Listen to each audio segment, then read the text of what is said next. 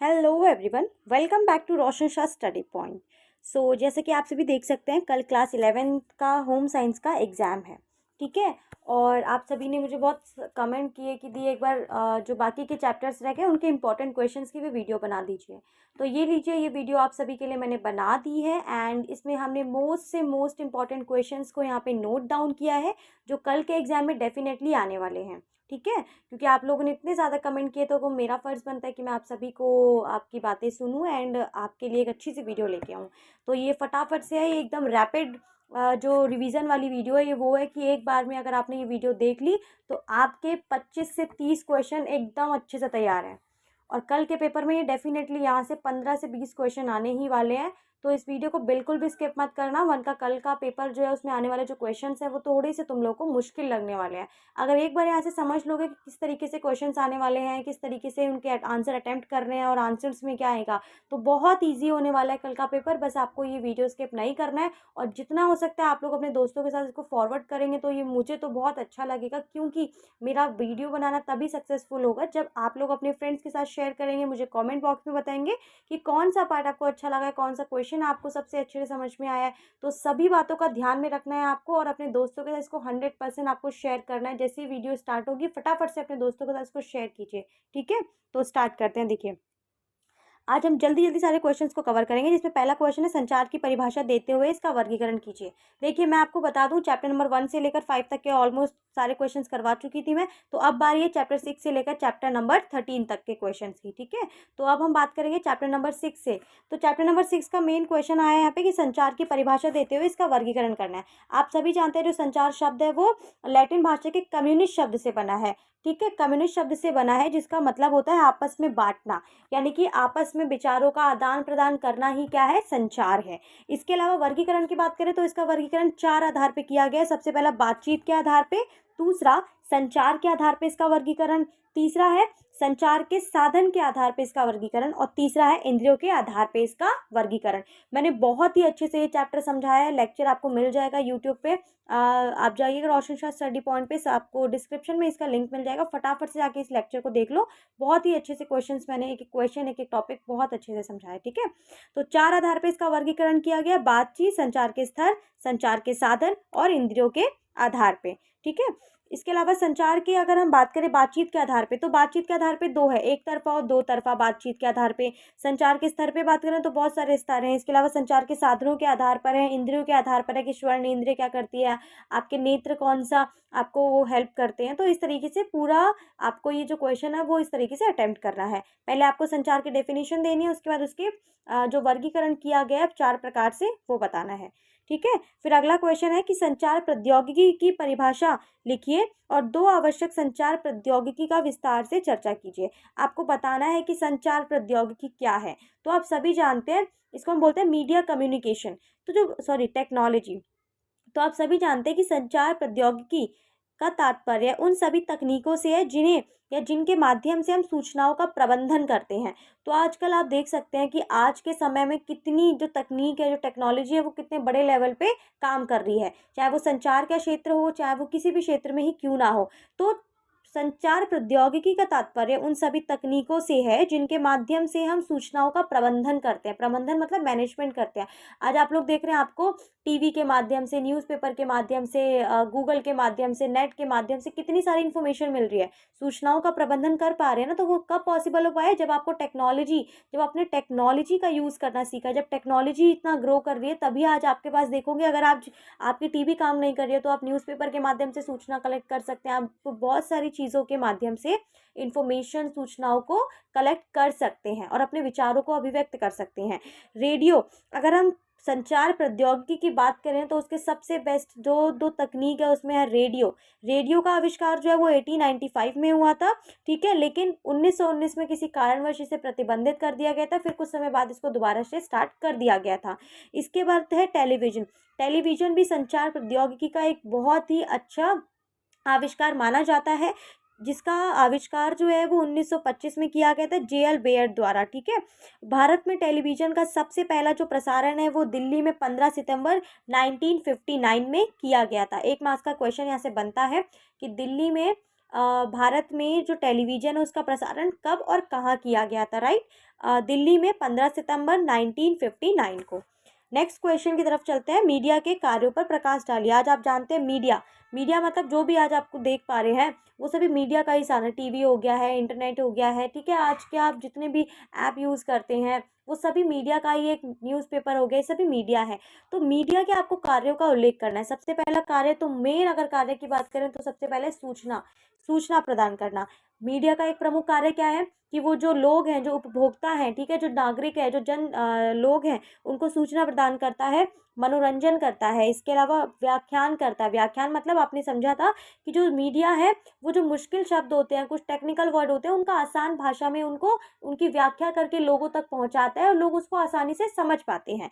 इसके अलावा शिक्षण प्रशिक्षण में बहुत हद तक सहायता करता है, व्यावहारिक परिवर्तन लाता है। आप जानते हैं कि आप बहुत सारे न्यूज़पेपर पढ़ते हैं, ठीक है, आप अच्छी अच्छी बुक्स पढ़ते हैं, ये तभी पॉसिबल हो पाया है, ठीक है। आपके व्यवहार में परिवर्तन आ रहा है। क्यों आ रहा है? क्योंकि आप अच्छी अच्छी बुक्स पढ़ते हैं, न्यूज़पेपर में बहुत सारे आर्टिकल आते हैं, आपको गूगल पे इतना सारा कंटेंट मिल जाएगा अच्छी चीज़ों के बारे में। तो ये सारा क्या है, ये हमारे व्यवहार में भी परिवर्तन का एक कार्य करता है। इसके अलावा अभिव्यक्ति का एक सर्वश्रेष्ठ माध्यम है मीडिया। अगर आपको कुछ भी बोलना है, अगर आपको कुछ भी अपनी अभिव्यक्ति मतलब अपने विचारों को प्रदान करना, आप देखते हैं ना कि आज यूट्यूब, ठीक है, ट्विटर और बहुत सारे ऐसे मीडिया या सोशल मीडिया प्लेटफॉर्म्स हैं जहां लोग अपने विचारों को प्रकट करते हैं और उनके विचारों को देखते ही सरकार या अन्य एनजीओज जो हैं, वो अन्य लोग जो हैं वो उनके विचारों से सहमत होते हैं और अपनी सहमति वहां दर्ज कराते हैं। तो इसी प्रकार से आपकी अभिव्यक्ति का एक बहुत ही अच्छा माध्यम है मीडिया। मीडिया के माध्यम से आप अपने विचारों को रख सकते हैं, ठीक है। अगर लोग सहमत है तो आपको वो सहमति देंगे, इस प्रकार से। फिर है दर्शकों को प्रेरित करना। बहुत अच्छा है, आप लोग देखते हैं ना कि जो मीडिया है वो बहुत हद तक दर्शकों को प्रेरित करता है। क्यों? क्योंकि आजकल आप देखते हैं कि बहुत सारे ऐसे शोज़ चल गए हैं जिसमें जो भी हमारे, चाहे वो स्वतंत्रता सेनानी हैं, चाहे वो भारत के बहुत बड़े बड़े कलाकार हैं, विद्वान हैं, हम उनके बारे में तभी नॉलेज है, उनके बारे में हमें तभी पता है जब किसी ना किसी माध्यम से हमने उनको जाना है, सुना है, ठीक है। तो इससे क्या होता है, जो मीडिया है वो लोगों को प्रेरित भी करने का एक कार्य करता है। ये सभी कार्य आप लोग बता सकते हैं जो कि मोस्ट इम्पॉर्टेंट है और आपको वैसे भी पता होने चाहिए कि मीडिया के क्या क्या कार्य हैं, ठीक है। अगला क्वेश्चन है कि कुपोषण की परिभाषा देते हुए उसके भागों का वर्गीकरण करें। कुपोषण, आप सभी जानते हैं कुपोषण मतलब ऐसा पोषण, ऐसा भोजन जिसको करने के पश्चात है, जिसको हम जब करते हैं तो हमें सभी पोषक तत्व उचित मात्रा में नहीं मिलते हैं, ठीक है।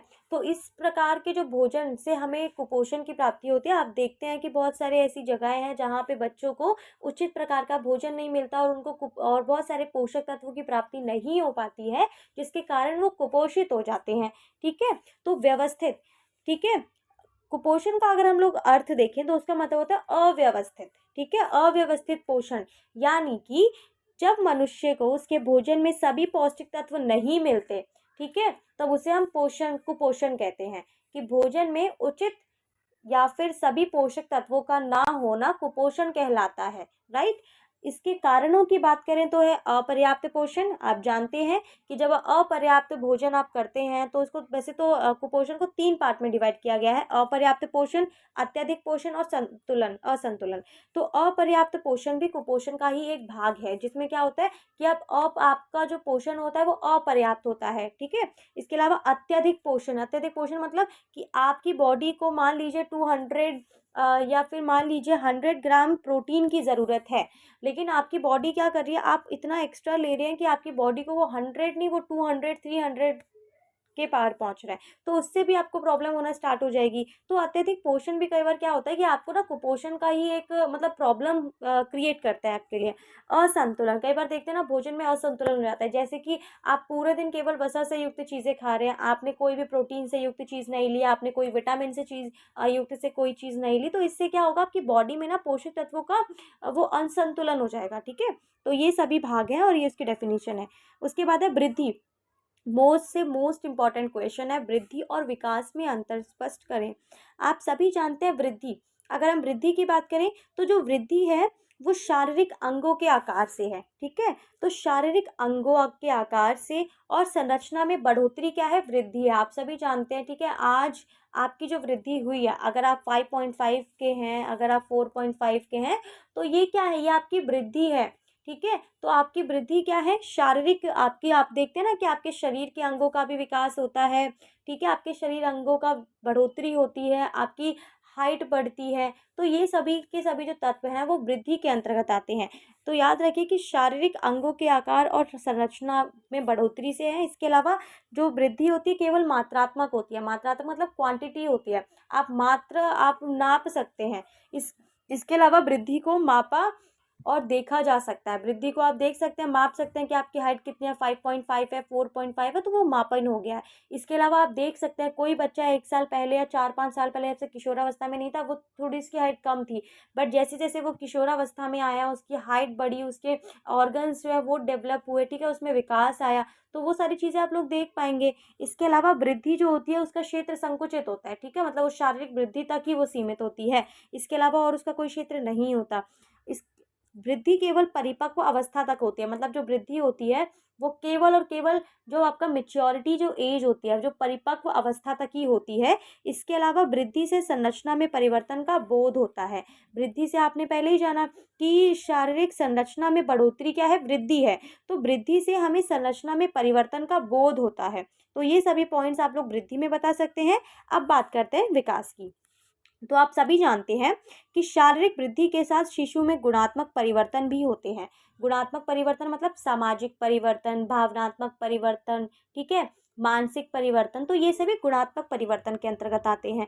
यानी कि शारीरिक वृद्धि तो हो रही है, उसके साथ साथ क्या हो रहा है, आपके अंदर गुणात्मक सामाजिक परिवर्तन भी हो रहे हैं, समाज से आपके अंदर भावनात्मक विकास भी हो रहा है शारीरिक विकास के साथ साथ, ठीक है। इसके अलावा विकास जो होता है वो मात्रात्मक होता है और गुणात्मक दोनों होता है। यानी कि विकास को आप माप भी सकते हैं और गुणात्मक भी होता है, यानी कि उसमें अलग अलग गुणों का भी विकास होता है। इसके अलावा विकास को प्रत्यक्ष रूप से देख तो नहीं सकते हैं आप लोग।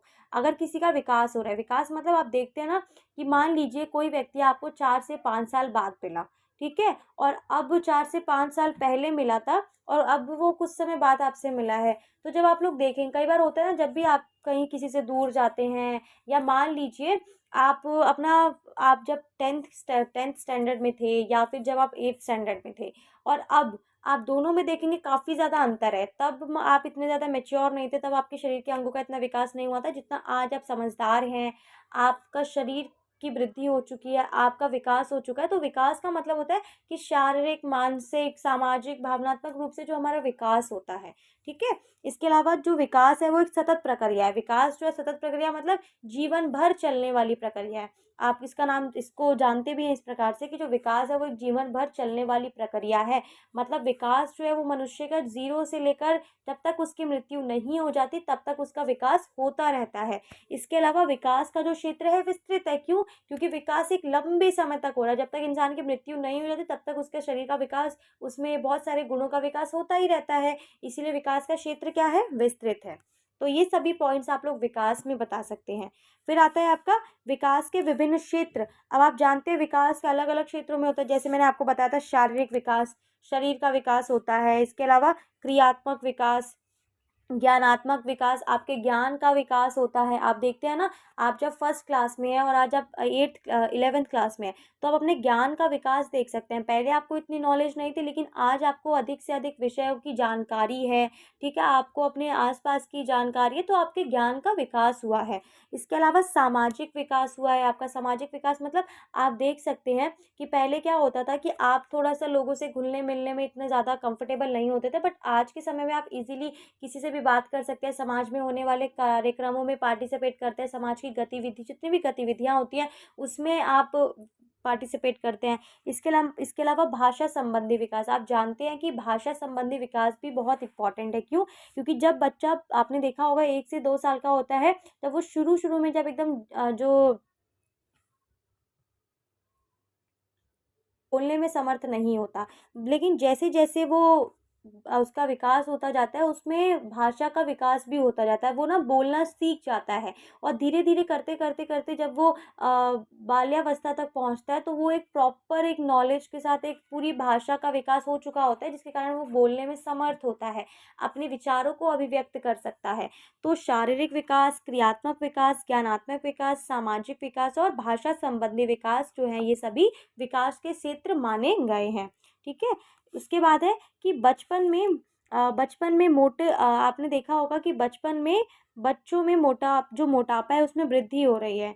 तो उसके कारण बताने हैं। आजकल आप लोग देख भी रहे हैं कि बचपन में बच्चे जो हैं वो बहुत ज़्यादा ही मोटे होते जा रहे हैं। तो क्या कारण है? सबसे पहला कारण है कि आहार में अधिक वसायुक्त खाद्य पदार्थ होना। आप जानते हैं कि आज के समय में हमारा ज़्यादातर जो खाना है हम लोग बाहर के मतलब जंक फूड पे निर्भर करते हैं, ठीक है? तो उससे क्या है कि बचपन में अगर हम बचपन की बात करें तो आप देखते हैं कि आहार में अधिक से अधिक हम वसायुक्त पदार्थों को सम्मिलित कर रहे हैं, ठीक है? प्रोटीन कम है, विटामिन कम है, इसको छोड़ के हमारा जो ज़्यादातर भोजन है वो वसा से युक्त है। इसी के कारण क्या है कि हमा ये जो प्रॉब्लम मतलब जो वसा होता है वो हमारे शरीर में मोटापे का एक कारण बनता है। दूसरा है कि पेय पदार्थ में चीनी की अतिरिक्त मात्रा होना।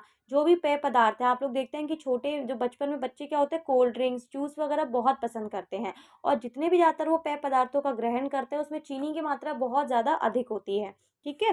इसके अलावा पारिवारिक खाद्य संबंधी आदतें भी होती हैं। कुछ परिवार की ऐसी आदतें होती हैं जहाँ पे क्या होता है ना, आपने देखा होगा कुछ फैमिली में बहुत ऑयली खाना बनता है, तो कुछ फैमिलीज़ में बहुत लाइट खाना बनता है। तो वो उनकी आदत होती है कि वो किस किस तरीके का भोजन ग्रहण कर रहे हैं। और इस ये जो पारिवारिक जो आदतें होती हैं वो भी कई बार बच्चों को मोटापे का कारण बनने के लिए एक वो करती हैं। इसके अलावा मित्रों की त्रुटिपूर्ण खाद्य जो संबंधी आदतें हैं।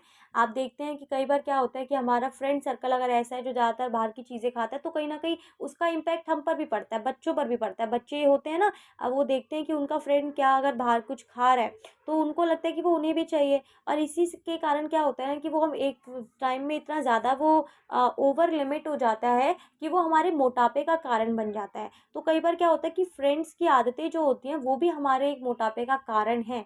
इसके अलावा बच्चों को खेलते समय, टीवी देखते समय और क्या होता है ना कि जब वो खेलते हैं, टीवी देखते हैं तो उस समय भूख नहीं लगती उन्हें। और 6 पॉइंट आप लोग बोल सकते हैं कि बच्चों को प्रलोभन के लिए ना हम उनकी मनपसंद चीज़ें देने का हम उनको लोभ करते हैं कि आप कुछ ये करिए, हम आपको इस तरीके से कुछ देंगे, चाहे वो चॉकलेट है, चाहे वो आइसक्रीम है। इससे क्या होता है उसमें भी बड़ी मात्रा में शुगर होता है, जो उनके बॉडी को क्या करता है, शुगर भी आप देखते हैं कि वेट को बढ़ाने में हेल्प करता है। तो ये भी एक मोटापे का कारण है। तो इस तरीके से आप लोग मोटापे के कारणों का उल्लेख कर सकते हैं। और भी बहुत से पॉइंट्स हैं जो आप मुझे बता सकते हैं, पर फिलहाल ये इम्पोर्टेंट थे तो मैंने कल के पेपर की दृष्टि से इन पॉइंट को यहाँ पे नोट डाउन किया है। अगला क्वेश्चन है कि मध्याह्न भोजन योजना से किस प्रकार बच्चों के स्वास्थ्य, विद्यालय के कार्य निष्पादन में वृद्धि हुई है? आप सभी जानते हैं मध्याह्न भोजन योजना यानी कि मिड डे मील का आपको बताना है कि किस प्रकार बच्चों के स्वास्थ्य में ये बढ़ोतरी करता है। इसके अलावा विद्यालय के कार्य निष्पादन में ये वृद्धि करता है। तो आप सभी जानते हैं कि मध्याह्न भोजन जो योजना है वो सरकार द्वारा चलाए गए, ठीक है? मध्याह्न भोजन योजना के अंतर्गत क्या है कि फर्स्ट से लेकर 8th तक के छात्रों को अर्ध अवकाश के समय यानी कि रिसेस के समय मुफ्त आहार दिया जाता है। आप सभी जानते हैं कि 1 से लेकर 8वीं कक्षा तक के जो बच्चे होते हैं, जो स्कूल जाने वाले बच्चे हैं, उनको मुफ्त आहार दिया जाता है, ठीक है? रिसेस के समय। और इस आहार में उनको सभी पोषक तत्वों की प्राप्ति होती है। तो उनको ऐसा आहार प्रोवाइड कराया जाता है जिसमें सभी पोषक तत्व हों। आपने देखा होगा कि हर डे उनका जो भोजन होता है, ठीक है, वो चेंज होकर आता है। तो उसका कारण ही यही है कि उन बच्चों को पौष्टिक जो तत्व हैं उनकी पूर्ति कराई जाए, ठीक है? ना है कि ये किस प्रकार से बच्चों के स्वास्थ्य में बढ़ोतरी करता है, ठीक है? और इसके अलावा विद्यालय के कार्य निष्पादन में वृद्धि करता है। तो गरीब परिवार जो अपने बच्चों को खाना देने में असमर्थ हैं, जिनके कारण उनका मानसिक विकास पूरी तरीके से नहीं हो पाता है, तो ऐसे बच्चों को स्कूल में मिड डे मील के ज़रिए पोषक तत्वों की प्राप्ति होती है। इसके अलावा मिड डे मील जो योजना है, उसके कारण बच्चों की स्कूल में अधिक उपस्थिति बढ़ गई है। आप जानते हैं जब से मिड डे मील का ये कार्यक्रम शुरू किया गया है, तब से स्कूलों में जो बच्चे हैं उनकी संख्या बढ़ गई है। क्यों? क्योंकि आप जानते हैं कि बहुत सारे जो बच्चे हैं, बहुत सारे ऐसे क्षेत्रों से आते हैं जहाँ पे उनके पास भोजन भी नहीं होता है। तो जब गवर्नमेंट ने ये स्कीम चलाई तो इससे क्या हुआ, इससे उनको भोजन भी मिल जाएगा और इस कारण ही बच्चे क्या हुए, स्कूल आने के लिए ज़्यादा उत्साहित हुए कि पढ़ने के साथ साथ उनको भोजन भी मिलेगा, ठीक है? और तभी ज़्यादा से ज़्यादा जो पेरेंट्स हैं वो अपने बच्चों को स्कूल भेजने में समर्थ हो पाए, ठीक है? तो भोजन के कारण क्या हुआ, यानी कि इस कार्यक्रम के माध्यम से बच्चों की स्कूल में उपस्थिति बढ़ गई। और थर्ड पॉइंट आप लोग बोल सकते हैं कि गांव में जहां लड़कियों की शिक्षा बहुत पिछड़ी हुई थी, वहीं माता पिता ने लड़कियों को स्कूल भेजना शुरू कर दिया। ठीक है, जब ये योजना लागू हुई कि पेरेंट्स तो इतने ज़्यादा, कभी होता है ना कि बहुत ज़्यादा ही निर्धन थे, तो उनको लगा कि हम तो नहीं प्रोवाइड करा पाएंगे, तो जब बच्चे स्कूल में जाएंगे, ठीक है, तब उनको क्या होगा, उनको भोजन की प्राप्ति होगी। और इसी के माध्यम से क्या हुआ, लोगों ने अपने बच्चों को स्कूल में भेजना शुरू किया।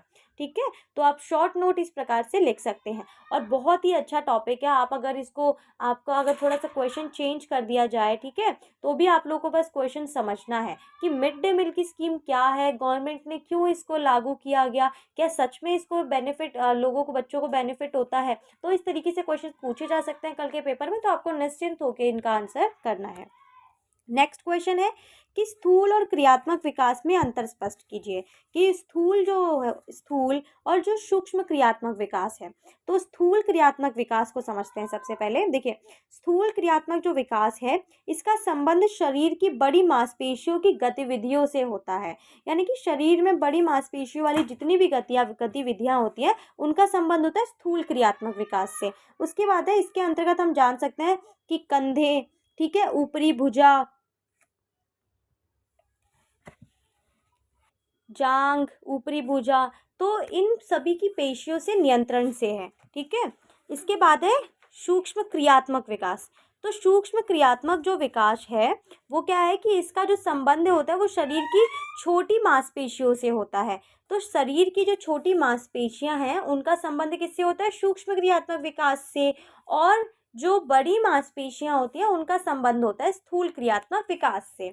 इसके अंतर्गत कलाई, उंगलियां, अंगूठे आदि की जो पेशियां हैं, जो मांसपेशियां, वो शामिल है। क्यों? क्योंकि ये बोल ही रहा है कि सूक्ष्म। ठीक है, तो यानी कि फाइन मोटर डेवलपमेंट में क्या होता है कि जो छोटी मांसपेशियां होती हैं, उनकी गतिविधियां आती हैं। इसमें कलाई, उंगलियां और अंगूठे की जो गतिविधियां हैं, वो शामिल हैं।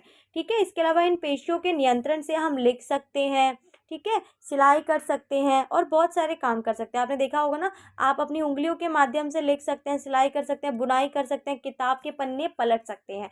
तो ये सभी के सभी जो गतिविधियां हैं, वो आएंगी सूक्ष्म क्रियात्मक विकास के अंतर्गत। फिर आता है नेक्स्ट क्वेश्चन कि संज्ञानात्मक विकास की विभिन्न अवस्थाओं पर संक्षिप्त टिप्पणी लिखिए। तो आपको बताना है कि संज्ञानात्मक विकास, ठीक है, यानी कि कॉग्निटिव जो डेवलपमेंट होता है, उसके बारे में बताना है आपको। तो संज्ञानात्मक विकास से अभिप्राय बच्चे के जन्म के पश्चात उसमें सोचने विचारने की क्षमताओं के प्रकट होने और विकास से है। यानी कि जब बच्चे का जन्म हो जाता है, उसके बाद से उसमें जो सोचने और समझने की जो क्षमता होती है, जो क्षमता प्रकट होती है, और उसका जो विकास होता है, उससे है। आप जानते हैं कि आपके सोचने और समझने की क्षमता जो है, वो ही आपको एक मनुष्य बनाती है। ठीक है, आयु वृद्धि के साथ सोचने विचारने के तरीके में गुणात्मक अंतर आते हैं, जो हमारी मानसिक संरचनाओं और अनुभवों को समझने में आए परिवर्तनों के कारण होता है। साधारण बोलचाल की भाषा में कॉग्निटिव शब्द का अर्थ है जानना, अर्थात ज्ञानात्मक विकास का अर्थ बच्चों की उन मानसिक प्रक्रियाओं का विकास है जिसके परिणाम स्वरूप वह अपने और अपने आसपास के संसार के बारे में ज्ञान प्राप्त कर सकते हैं। तक विकास है वो 4 अवस्थाओं में होता है। पहली अवस्था है इसमें संवेदी क्रियात्मक अवस्था, जो 0 से लेकर 2 तक की मानी जाती है। फिर है पूर्व संक्रियात्मक अवस्था, 2 से लेकर 7 वर्ष तक की है। फिर मूर्त संक्रियात्मक अवस्था 7 से लेकर 11 वर्ष तक की है। फिर फोर्थ है कि औपचारिक संक्रियात्मक अवस्था, जो 11 से लेकर 18 वर्ष तक की मानी जाती है। तो ये 4 अवस्थाएं हैं जो संज्ञानात्मक विकास की अवस्थाएं मानी जाती हैं। आप लोग जब एग्जाम में आएगा तो आप लोग आइडेंटिफाई करके टिक लगा सकते हैं और आपको इस तरीके से लिखना पड़ेगा। ठीक है, फिर आता है दूसरा, माता के दूध। जो माता का दूध होता है, उस पर आपको महत्व लिखना है। तो आप सभी जानते हैं कि जो माता का दूध होता है, उसमें लैक्टोएब्ल्यूमिन प्रोटीन होता है। इसके अलावा माता के दूध जो होता है, वो स्वच्छ और जीवाणु रहित होता है, जो बच्चों के लिए बहुत ज़्यादा ज़रूरी होता है। क्यों? क्योंकि आप जानते हैं उस समय बच्चा जो होता है वो गर्भ में होता है, और गर्भ के पश्चात भी क्या होता है कि बच्चों को कुछ ऐसी चीज़ें प्रोवाइड कराई जाती हैं जो एकदम स्वच्छ हो। तो माता का दूध सबसे ज़्यादा स्वच्छ माना जाता है और जीवाणुओं से रहित। इसके अलावा जो माता का दूध होता है, वो तापमान नियंत्रित होता है। क्यों? क्योंकि आप जानते हैं कि जब जो छोटे जो नवजात शिशु होते हैं उनको ना ज़्यादा ठंडा ना ज़्यादा गर्म हमें देना होता है, हमें एकदम मीडियम लेवल का उनको देना होता है। तो माता का दूध जो होता है वो उसका जो तापमान है वो नियंत्रित रहता है। इसके अलावा शिशु को सभी आवश्यकता अनुसार पौष्टिक तत्वों की प्राप्ति हो जाती है और माता का दूध जो होता है वो शिशु को संक्रमित रोगों से भी बचाता है। बहुत ज़्यादा इम्पोर्टेंट है, आपने देखा है ना कि बहुत सारी ऐसी पॉलिसीज़ या जो गवर्नमेंट है वो कार्यक्रम चलाती है जिसमें इस चीज़ को बढ़ावा दिया जाता है। क्योंकि कई बार क्या होता है कि बच्चों को ना सही समय पे माता का दूध जब प्राप्त नहीं होता तो वो कुपोषित हो जाते हैं, उनके शरीर में किसी न किसी प्रकार का विकार उत्पन्न हो जाता है, तो वो इसी कारण से होता है। अगर किसी बच्चे को प्रॉपर एक माता का दूध प्राप्त हो रहा है गर्भधारण के समय और जन्म के पश्चात भी, तो वो बच्चा जो होता है वो हष्ट-पुष्ट और एकदम हेल्दी होता है, उसको किसी प्रकार के कोई रोग नहीं होते हैं। फिर आता है कि माता का दूध जो होता है वो अंडाशय के कैंसर से सुरक्षा प्रदान करता है। एक क्वेश्चन आया भी था कि माता के दूध का जो दूध है वो किस रोग से बचाता है, तो स्तन और अंडाशय के कैंसर से बचाता है। इसके अलावा शिशुओं की हड्डियों को वो मजबूत करता है। तो ये सभी के सभी जो पॉइंट्स हैं वो आएंगे माता के दूध के महत्व में कि क्या इंपॉर्टेंस है। आप भी बहुत सारी चीज़ें बता सकते हैं, जो मुझे इंपॉर्टेंट लगी वो मैंने यहाँ पे आप सभी के लिए नोट डाउन कर दिए हैं। ठीक है, अब आता है कि शिशु और छोटे बच्चों में स्वास्थ्य संबंधी पोषण समस्याएं, कि जो शिशु हैं और जो छोटे बच्चे होते हैं उनमें पोषण या स्वास्थ्य संबंधी कौन सी समस्याएं हैं। तो पहली है प्रोटीन ऊर्जा से संबंधित कुपोषण। आप जानते हैं एक बड़े लेवल पे क्या है कि कुपोषण देख सकते हैं आप लोग कि बहुत सारे देशों में कुपोषण एक बड़ी समस्या बनी हुई है। क्यों? क्योंकि कुपोषण क्या है, जो बच्चे जो होते हैं जिनमें जो कुपोषित होते हैं, जिनमें पोषक जो तत्व होते हैं वो उनको पूरी सही मात्रा में नहीं मिल पाते हैं। ठीक है, जिसके कारण क्या होता है वो कुपोषित हो जाते हैं, उनको बहुत सारी बीमारियां लग जाती हैं। इसके अलावा पोषणात्मक अंधता, रिकेट्स और ऑस्टोपीनिया और गलदंड, ये सभी के सभी जो समस्याएं हैं वो पोषण से संबंधित समस्याएं हैं। प्रोटीन ऊर्जा भी आप देखते हैं ना कि प्रोटीन की कमी से भी कई बार बहुत सारे रोग हो जाते हैं। कुपोषण, अगर आपको सही पोषक तत्व नहीं मिल रहे हैं, अगर आप उचित मात्रा में पोषक तत्व नहीं प्राप्त कर रहे हैं तो आप कुपोषण का शिकार हो सकते हैं। पोषणात्मक अंधता, इसके अलावा रिकेट्स आप जानते हैं, ऑस्टोपीनिया जो होता है वो भी एक पोषण संबंधी समस्या है। और गलदंड, गलदंड क्या होता है कि आपने देखा है ना कि ये आयोडीन की कमी से होता है। तो ये सभी जो रोग हैं वो हमें पोषण की कमी से होने वाले रोग हैं। ठीक है, फिर आता है अगला क्वेश्चन कि प्रारंभिक बाल्यावस्था में देखरेख और शिक्षा की विभिन्न संस्थाओं का वर्गीकरण करते हुए उन पर प्रकाश डालिए। आप जानते हैं कि प्रारंभिक बाल्यावस्था में क्या होता है, मतलब जब बच्चे छोटे होते हैं तो अगर उनके पेरेंट्स अगर वो किसी प्रकार का कोई नौकरी कर रहे हैं, कोई व्यवसाय होता है, तो अपने बच्चों को ना वो क्रेच में छोड़ देते हैं। तो जो ये क्रेच है उन्हीं को बोलते हैं कि देख-रेख और शिक्षा संबंधी जो विभिन्न संस्थाएँ हैं, जिसमें पहली है क्रेच।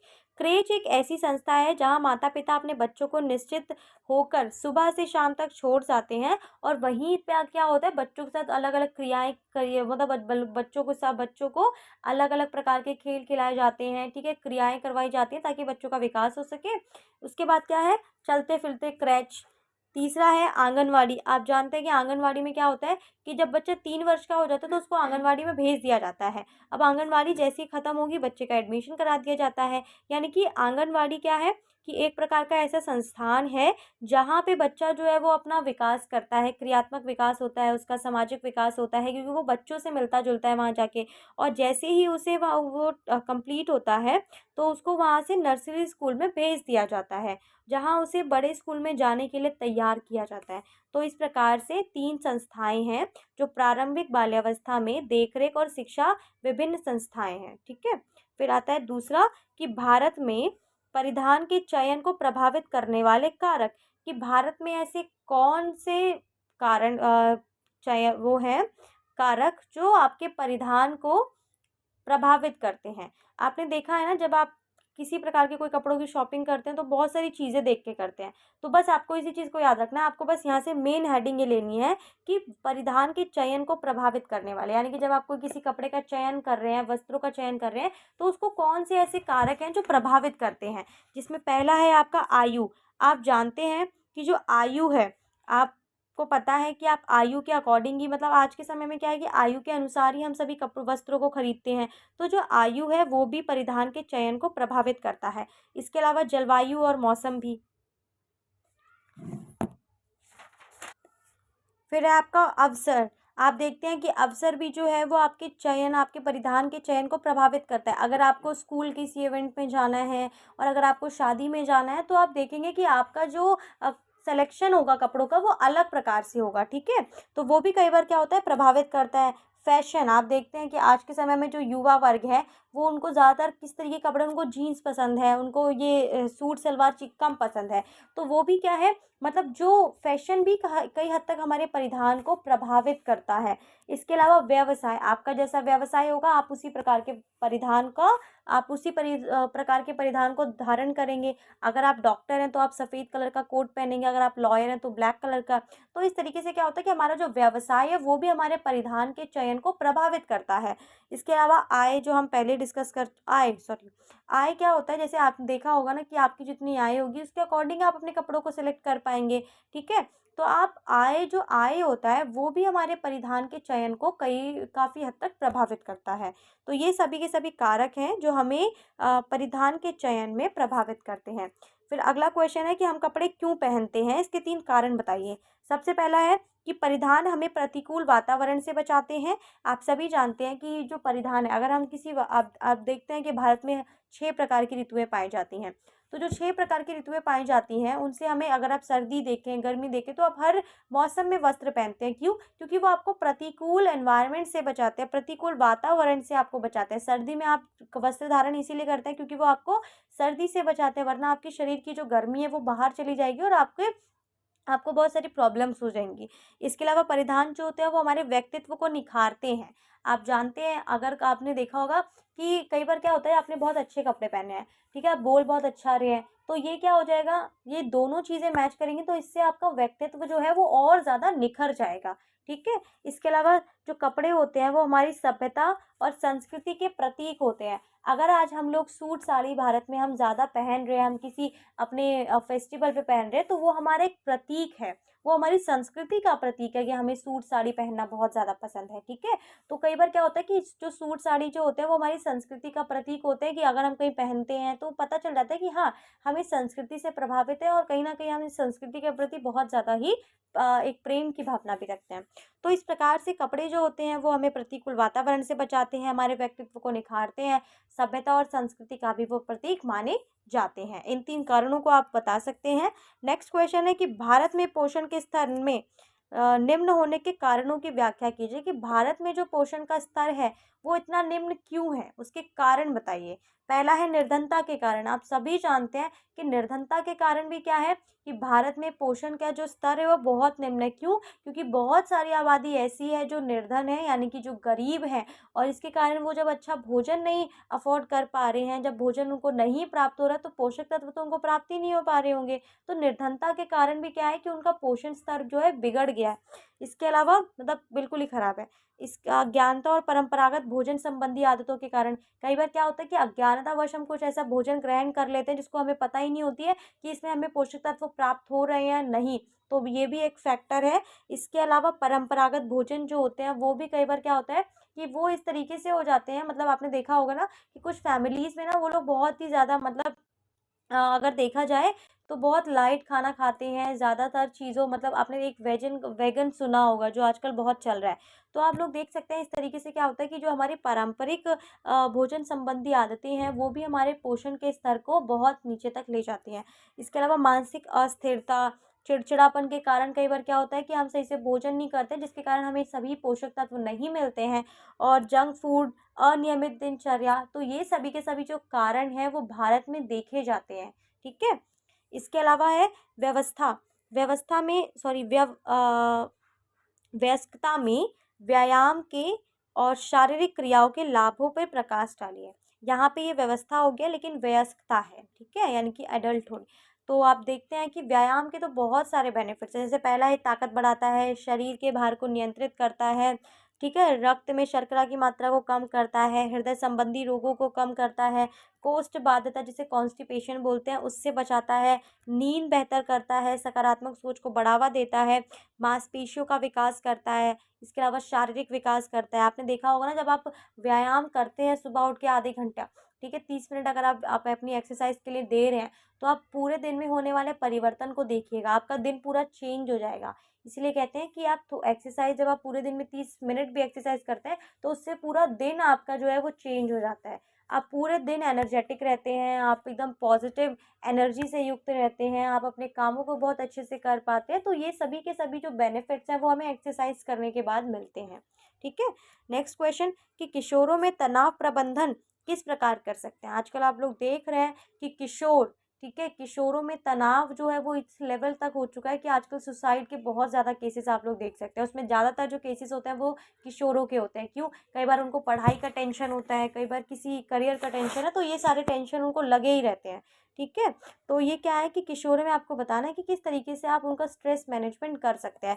सबसे पहला है कि सकारात्मक सोच के माध्यम से आप अगर पॉजिटिव सोच रहे हैं, अगर आपकी थिंकिंग पॉजिटिव है तो क्या क्या कई बार क्या होता है कि आपको, आप एक बात बहुत अच्छे से जानते हैं, देखिए आप टेंशन में तभी होते हैं, स्ट्रेस तभी होता है जब आप बहुत ज़्यादा नकारात्मकता से भरे होते हैं, आपके विचार बहुत नकारात्मक हैं, तभी आप तनाव से युक्त रहेंगे। बट जैसे ही आपने स्टार्ट किया पॉजिटिव थिंकिंग करना, ऐसे लोगों के साथ रहना जो पॉजिटिव हैं, तो आपका जो स्ट्रेस है वो कहीं न कहीं कम होने लग जाएगा। पूरा तो नहीं होगा बट थोड़ा बहुत आपको रिलीफ़ मिलेगा, आपको एक नया तरीका मिलेगा, आपको एक नया ज़रिया मिलेगा। तो कई बार ऐसा नहीं, इसलिए नहीं बोला जाता कि आप पॉजिटिव थिंकिंग करिए, तो उसका भी अपना एक मोटिव है। इसके लिए आप व्यायाम, आप जानते हैं व्यायाम बोलते हैं ना कि जो लोग व्यायाम करते हैं, एक्सरसाइज करते हैं, वो बहुत कम ही स्ट्रेस में रहते हैं। क्यों? क्योंकि व्यायाम हमारे जो स्ट्रेस लेवल है उसको बहुत हद तक कम करता है। ठीक है, ध्यान करना, योग करना, ये सभी के सभी जो उपाय हैं वो तनाव को कम करने में बहुत हद तक कारगर साबित हुए हैं। रचनात्मक कार्य करना, प्रसन्न रहना, संगीत सुनना, दिनचर्या में बदलाव करना, इन सभी कार्यों के माध्यम से हम स्ट्रेस को मैनेज कर सकते हैं। ठीक है? इसके अलावा नेक्स्ट क्वेश्चन है कि पारिवारिक आय की परिभाषा बताते हुए उसके प्रकारों का उल्लेख करें। कि पारिवारिक जो आय है, आप सभी जानते हैं, नाम से स्पष्ट है, फैमिली इनकम यानी कि पारिवारिक आय। तो परिवार के सदस्यों द्वारा अर्जित की गई जो आय होती है उसको बोलते हैं पारिवारिक आय। परिवार में विभिन्न सदस्य होते हैं, वो विभिन्न काम करते हैं, तो उनके द्वारा जो परिवार को आय प्राप्त हो रही है एक, उसको बोलेंगे पारिवारिक आय। तो पारिवारिक आय बतानी है, उसकी डेफिनेशन, देन उसका जो वर्गीकरण किया गया उसके प्रकार। तो जो पारिवारिक आय है वो 3 प्रकार की है। मौद्रिक आय, मौद्रिक आय होती है जब आप कोई काम कर रहे हैं, परिवार के सदस्य जब अपना कार्य कर रहे हैं, कार्य करने के पश्चात उनको जो आय मिल रहा है, और जो आय मिल रहा है वो उनको धन के रूप में मिल रहा है, मुद्रा के रूप में जो आय उनको मिल रही है उसको बोलते हैं मौद्रिक आय। फिर आती है वास्तविक आय। वास्तविक जो आय है उसका मतलब होता है यानी कि रियल इनकम। तो रियल इनकम का मतलब है कि जब किसी विशेष अवधि में आपको कोई आय मिल रही है, कोई सामान मिल रहा है, कोई सुविधा मिल रही है, उसको बोलेंगे वास्तविक आय। ये 2 प्रकार की होती है, प्रत्यक्ष और अप्रत्यक्ष। फिर है आत्मिक आय। आत्मिक आय जो है वो ऊपर 2 आयों से बिल्कुल ही डिफरेंट है। क्यों? क्योंकि आत्मिक आय का मानना है कि जो आप मौद्रिक आय, मतलब जो आप अपने परिवार की सुख सुविधाओं पे, उनके हेल्थ पे आप जो खर्च कर रहे हैं, खर्च करने के पश्चात जो आपको एक संतुष्टि मिल रही है उसको बोलेंगे आत्मिक आय। ठीक है, तो इस प्रकार से 3 प्रकार में डिवाइड किया गया फैमिली इनकम को, मौद्रिक, वास्तविक और आत्मिक। फिर अगला जो क्वेश्चन है वो है पारिवारिक आय बढ़ाने के साधनों का उल्लेख करें। कि पारिवारिक आय के बढ़ जो आय है उसको किस प्रकार से हम बढ़ा सकते हैं। पहला है अंशकालिक नौकरी के द्वारा। ठीक है, यानी कि पार्ट टाइम जॉब के माध्यम से देखा है ना आपने कि लोग अपना काम तो कर ही रहे हैं, ठीक है, वो पढ़ भी रहे हैं, बट साथ ही साथ वो क्या कर रहे हैं, वो पार्ट टाइम वर्क भी कर रहे हैं, जॉब कर रहे हैं, जिससे कुछ ना कुछ वो इनकम जनरेट कर रहे हैं। ठीक है, इसके अलावा है गृह उद्योगों के द्वारा। अगर आपको अचार पापड़ अच्छा लगता है, अगर आपको सिलाई अच्छी लगती है, तो अपना गृह उद्योग खोल लीजिए छोटे छोटे। इसके अलावा लघु उद्योगों के माध्यम से, अगर आपने धन, जो आपने बचत किया गया जो धन है, उसको अगर आप सही जगह इन्वेस्ट करते हैं तो उससे भी क्या होता है कि आपकी आय में वृद्धि हो सकती है। पारिवारिक जो परिवार है उसकी वास्तविक आय में वृद्धि करना, भौतिक संसाधनों का उचित उपयोग करना, यानी कि आपके पास जितने भी संसाधन अभी हैं उनका सही प्रकार से उपयोग करना भी। आप अगर सही प्रकार से उपयोग करते हैं तो इससे क्या होगा कि आप अपने पारिवारिक आय को बढ़ा सकते हैं। ठीक है, तो ये सभी के सभी कारण हैं जिनसे कारक जो अपना जो जिससे आप अपने पारिवारिक आय जो है वो बढ़ा सकते हैं। तो इस प्रकार से आप लोग इस क्वेश्चन को अटेम्प्ट कर सकते हैं, बहुत ही ज़्यादा इजी है। तो इस प्रकार से हमारे सभी क्वेश्चंस डिस्कस हो चुके हैं एंड आई जस्ट होप आप लोगों को ये अच्छा लगा और ये कल के पेपर में बहुत यूज़फुल रहने वाला हो। मुझे बताइएगा कि कल का पेपर आपका कैसा गया है और कल के पेपर के लिए आपको अभी से बेस्ट ऑफ लक। ठीक है, अच्छे से पेपर करना, बिल्कुल भी टेंशन वाली बात नहीं है। कल के एग्ज़ाम के बाद आप लोग और 1-2 एग्ज़ाम्स और भी है शायद आपके, फिर आप लोग 12th में एंटर कर जाएंगे। सो कल के एग्ज़ाम के लिए एक बार फिर आप सभी को बेस्ट ऑफ लक। मिलते हैं नेक्स्ट वीडियो में। Thank you for watching.